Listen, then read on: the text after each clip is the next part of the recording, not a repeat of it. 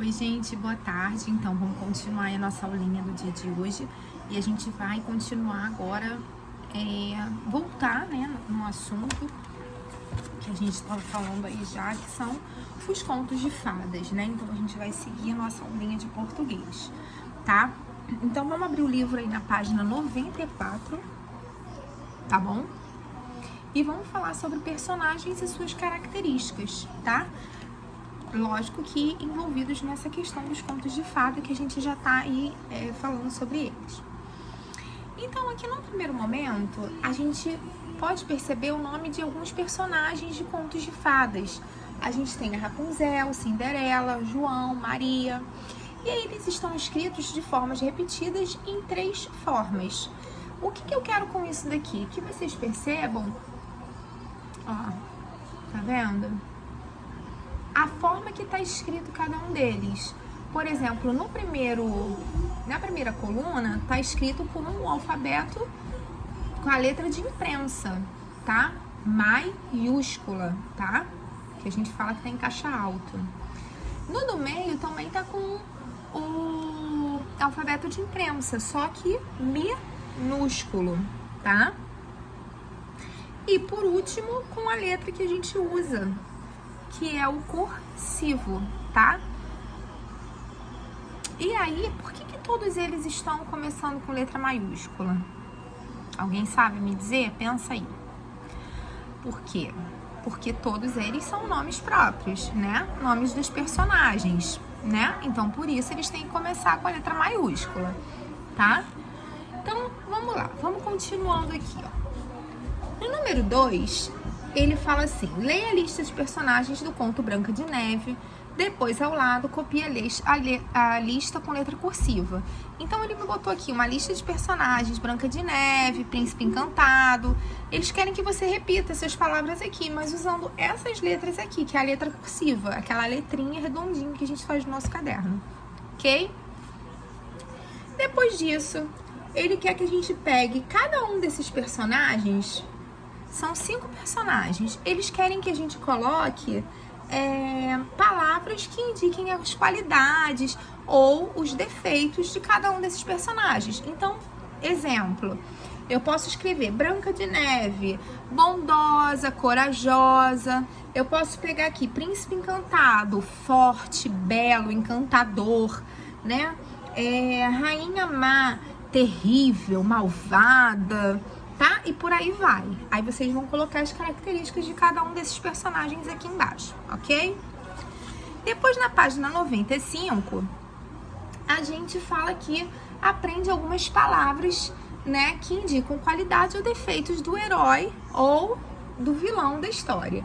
E aí ele tem as palavras delicada, invejosa, arrogante, bela, bondosa, feia, malvada e encantadora.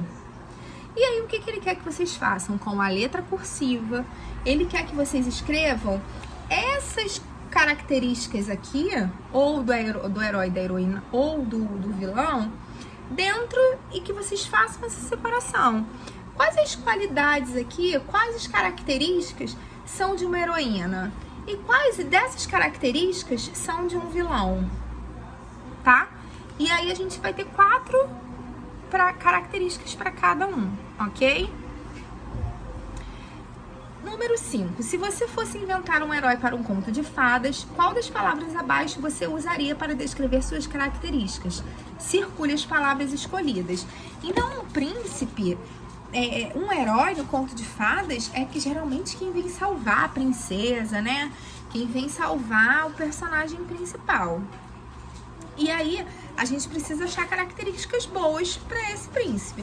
Então, vocês vão circular, dentre as opções que tem aqui embaixo, quais são as características que se encaixam para um herói, tá bom? E aí, vamos lá na página 96, tá? Número 6. Escreva outras características que você considera importantes para um herói ou uma heroína. A gente pode falar corajoso, modesto, bondoso, né, encantador. Tem várias características que a gente pode utilizar. No número 7, a gente precisa fazer o seguinte. Agora pense em que tipo de vilão o seu herói enfrentaria. escreva as características desse adversário.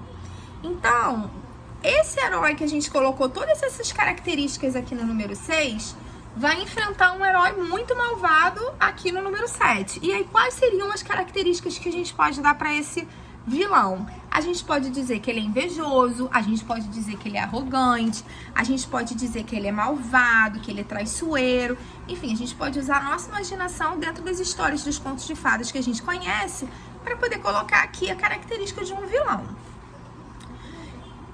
No número 8, tá dizendo assim: nos contos de fada, além de palavras que caracterizam os personagens, podemos encontrar comparações para realçar essas qualidades ou defeitos. Leia. E aí ele coloca um trechinho aqui de um conto de fada. Vamos ler aí juntos. Na neve que tinha caído no beiral da janela, pingaram 3 gotinhas de sangue.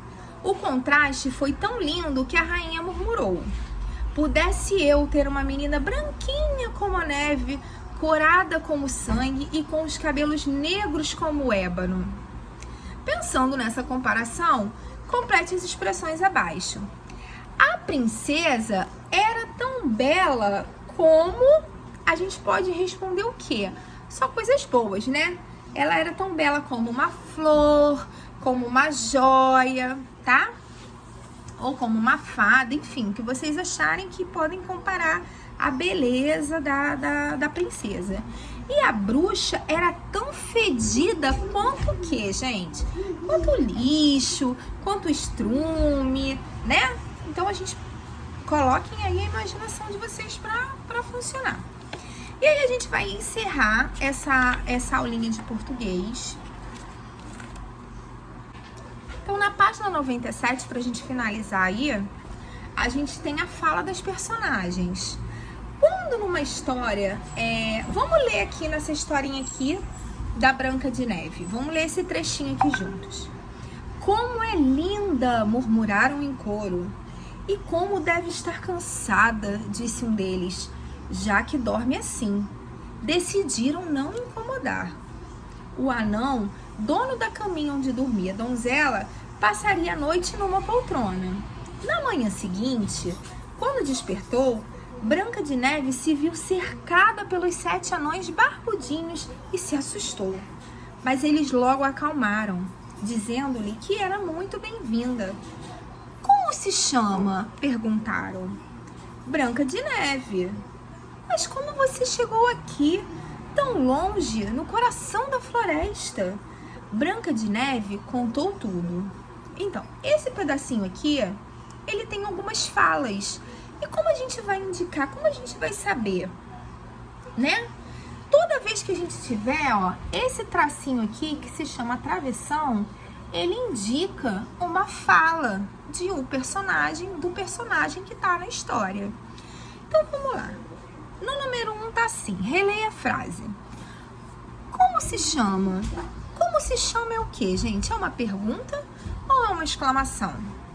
E aí a gente pode observar já pelo sinal que tem lá na frase. É um sinal de exclamação. Se é um sinal de exclamação, um sinal de interrogação. Desculpa, tô lendo exclamação e tô falando. É um sinal de interrogação. Se é um sinal de interrogação, logo a gente tem aí uma pergunta. Número 2, releia a frase. Como é linda! O anão tá fazendo o quê? Uma pergunta ou uma exclamação? Então, a gente precisa olhar o sinal e responder se é uma pergunta ou se é uma exclamação.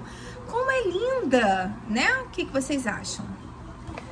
Número 3. O ponto de interrogação serve para indicar uma pergunta na escrita ou indicar uma resposta na escrita? Indicar uma pergunta na escrita. O ponto de exclamação serve para... Aqui a gente tem 2 respostas corretas. Vamos lá. Primeira delas, expressar sentimentos como raiva, amor e surpresa. Correto. Terminar todas as frases que escrevemos. Não, para isso a gente usa o ponto final. Indicar uma fala mais expressiva na escrita. Sim, ele tá dando uma ênfase muito grande. Como é bela, como é linda, né? Como é maravilhosa. Então, a gente também marca. indicar uma pergunta na escrita. Não, para isso a gente usaria o sinal de interrogação. Então, a gente vai ficar por aqui. Hoje a gente aprendeu sobre os personagens e as suas características, né? As qualidades ou os defeitos, a característica do personagem. Ou pro personagem, características boas ou características ruins para os personagens bons e para os personagens que não são tão bons assim, como as bruxas, né? Como os feiticeiros. E a gente aprendeu também sobre as falas dos personagens, quando a gente usa a interrogação, quando a gente usa a exclamação, quando a gente olha um texto e sabe o que é a fala, porque é o travessão, né? A tia Dani mostrou.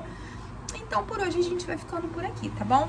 Qualquer dúvida, qualquer coisa, vocês podem me chamar e falar contigo. Beijo!